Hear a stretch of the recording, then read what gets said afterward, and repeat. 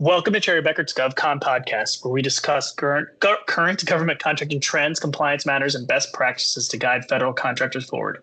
My name is Eric Poppe. I'm a managing director with Cherry Bekaert in our GovCon advisory group. And with me today is Jonathan, a director in our outsourcing practice who focuses specifically just on government contractors. And today we are going to be talking about outsourcing do's, don'ts, and pitfalls, and really more about best practices when you're in an outsourcing arrangement for government contractors. So Jonathan, thanks for joining me today. Thanks, Eric. Appreciate it. Glad to be here.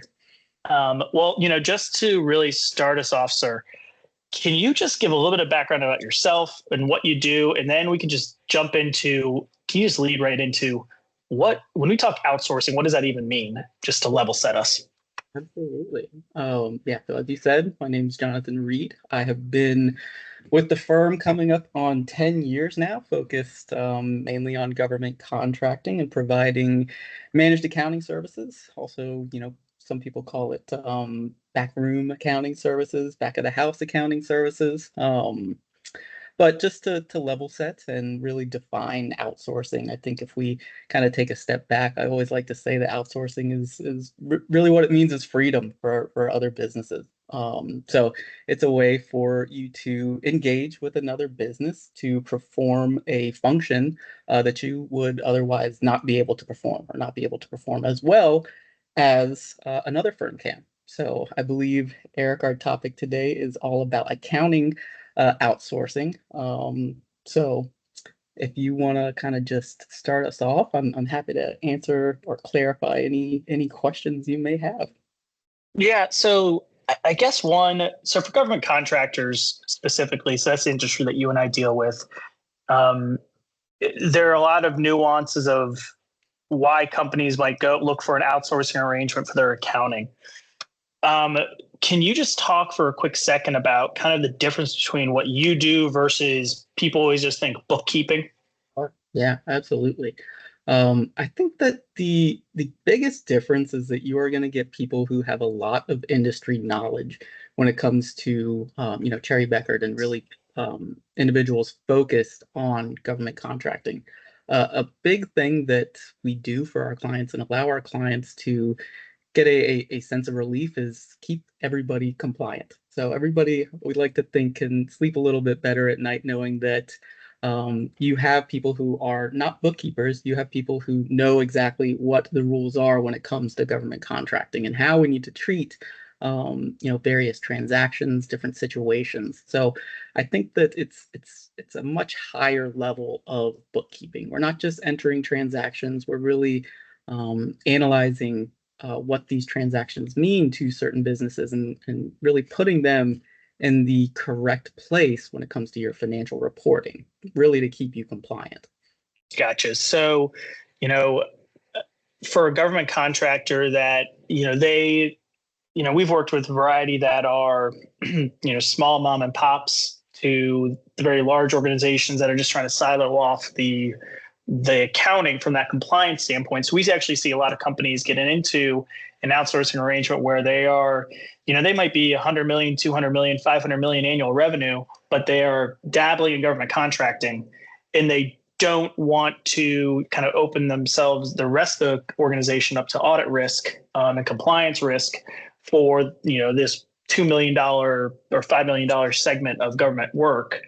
So are those like situations that you kind of see companies move to an outsourcing arrangement?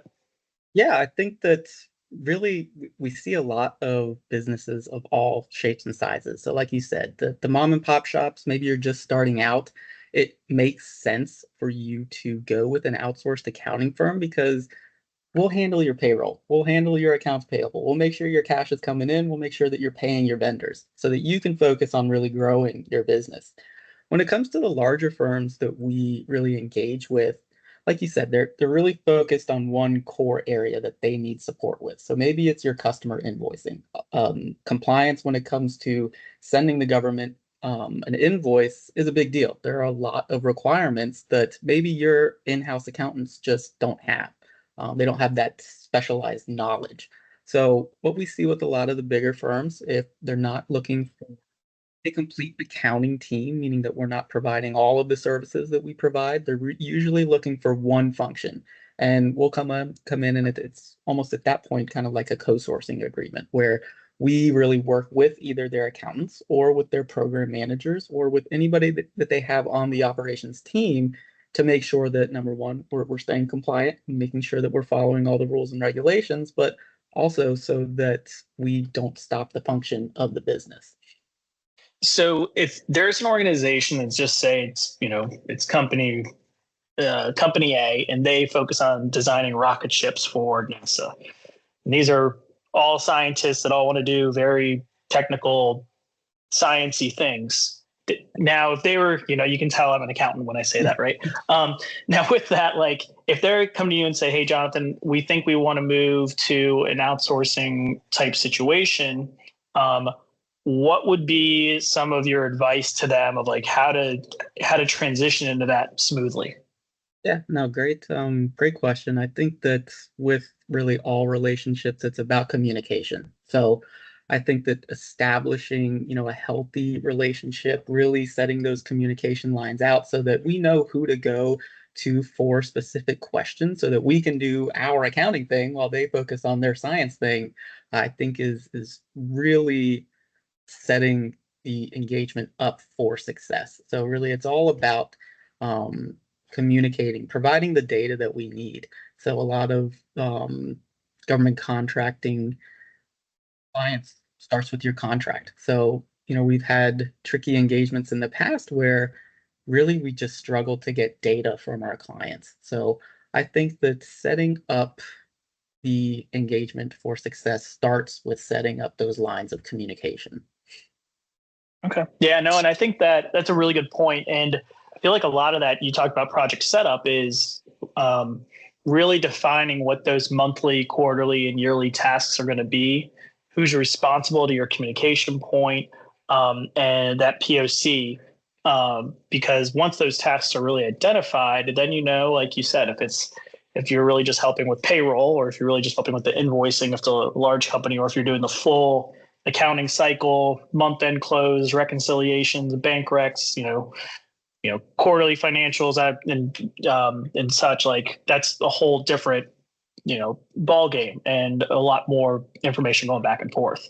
Yeah, absolutely. What it boils down to is that we're forming a partnership here. So as much as we can help different firms, we need them to help us as well. So it's really just building off of each other and making sure that everybody is getting what they need. So if the company is thinking about going into an outsourcing arrangement with doesn't have, not necessarily just Cherry Bekaert, but anyone, really, that communication and documentation in the beginning really is huge. Now, what are some pitfalls that a company should avoid, or hurdles they should try to make sure they can clear before getting into an outsourcing relationship? Is it cleaning up their books? Is it just some examples? Is it maybe systems? But just what are your thoughts there of like I don't want to get into horror stories because we like to talk about positivity, things about how to help contractors here, but like just tips that you would have to make sure things move smoothly. Yeah, absolutely. No, I think that it's really about understanding that the accounting function is way more than just the numbers. So we will do our best and make our best suggestions for how you approach gaining that compliance, but also getting valuable data, timely data to you. So I think that the ways that we really can maintain that level of success are be willing to work together. So there are definitely areas where there are pros and cons to certain aspects. I'm thinking now just immediately with smaller businesses, we really want to get set up with an accounting software that is compliant. So just going into it with the right attitude that, hey, we might need to take some advice that might be a little bit difficult to hear. We might have to spend some money in this critical area. It allows the relationship to really build. So we're here to provide that level of um, certainty to you that your books are going to be compliant and that you are going to get valuable data that you can use to make informed business decisions. So I think that really approaching it with an attitude that this is really a close partnership and we're going to work together with you really to make sure that your business succeeds is the best way to approach that type of relationship. You've hit on compliance a few times, and if it's helping a company understand, what the different revenue recognition ramifications are for different contract types, or the nuances of different agencies, or just having an adequate accounting system. I feel like if a company is talking to an outsourcing provider, some of those questions might be questions that you would want to use in a vetting process. Just trying to understand, to really make sure that they understand the nuances of government contracting, the need for project cost reporting and getting down to a contract or CLIN level if needed, indirect rates, which is a lot different than a commercial organization where, you might just be rolling all labor together no matter what into one GL account. It's or you don't have to worry about these, fun things called unallowable costs. Right. And I think that, as you mentioned earlier, a typical bookkeeper, that's what separates us, is that we're going to be able to tell you exactly what the government is looking for, setting up your chart of accounts so that you are grouping your costs into homogeneous pools and you're setting up your cost pools appropriately. And maybe you have the question, what is a cost pool? That's where we come in and we are able to help you through that entire process. Yeah. That's and if a company's looking for that arrangement, like, yeah, really having those key things planned out. And but no, well, this was very helpful, Jonathan, of just kind of laying out, what are some things for a company to consider if they're thinking about moving to an outsourcing situation. And with that, we are about up on time today. So wanted to thank you for joining. And we appreciate everyone tuning in and listening. Make sure you follow the Cherry Bekaert GovCon podcast, wherever you get your podcasts. And thank you very much, Jonathan. Thanks, Eric. Appreciate it.